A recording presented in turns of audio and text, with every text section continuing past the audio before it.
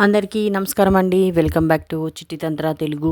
ఈరోజు నేను చెప్పబోయే తంత్ర ఏంటంటే, ఇది పెళ్ళి కాని అబ్బాయిలకి, అమ్మాయిలకి, మరి ఇంకొంతమందికి కొన్ని దోషాలు ఉండడం వల్ల ఎంత ప్రయత్నించినా కానీ పెళ్లి సంబంధాలు అనేటివి రావండి.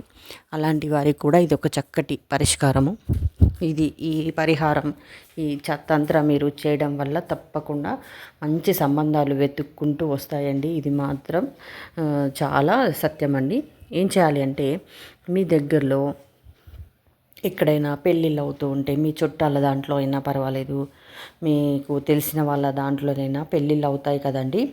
అయ్యే ముందు మనకి పసుపు రాస్తాం కదండి. పసుపుది పిల్లని చేస్తారు కదా ఒకరోజు ముందు. కొంతమంది అయితే ఇప్పుడు హల్దీ రసం అని కూడా పెట్టుకున్నారు.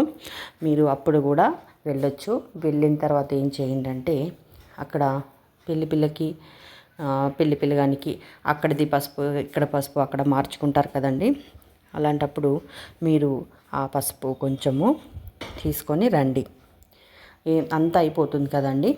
అంతా అయిపోయిన తర్వాత పసుపు కొంచెం తెచ్చుకోండి. వాళ్ళకి పూస్తాం కదండి. మనము పూసినప్పుడు కొంచెం పసుపు మిగిలిపోతుంది కదా, దాంట్లో నుంచి ఒక చిన్న ముద్ద మీరు ఇంటికి తెచ్చుకోండి.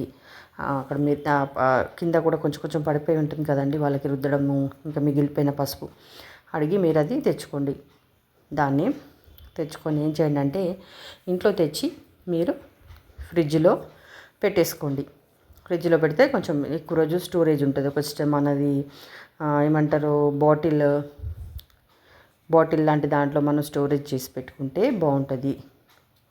అలాగే మళ్ళీ ఇంకోటి ఏం చేయాలంటే, మీ పిల్లలు మీ వెంట వస్తే పర్వాలేదు, మీ అబ్బాయి అయినా అమ్మాయి అయినా ఏం చేయాలంటే, అబ్బాయిలు అయితేనేమో ఇప్పుడు పిల్ల చేసిన పీటలు వేసి కూర్చోబెట్టి మనము పసుపు అంతా ఒంటికి పట్టిస్తాం కదండి ముత్తైదులము.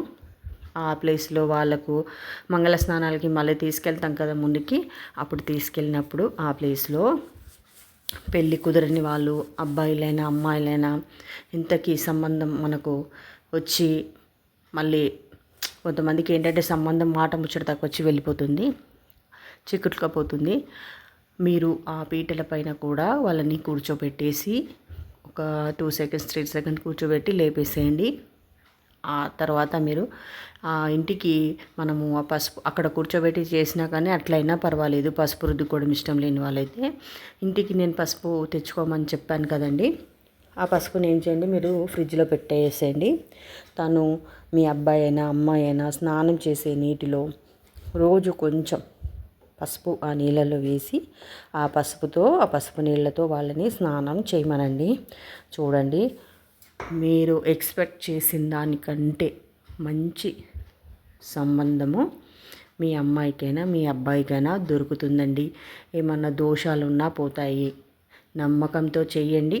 అందరికీ నమస్కారం.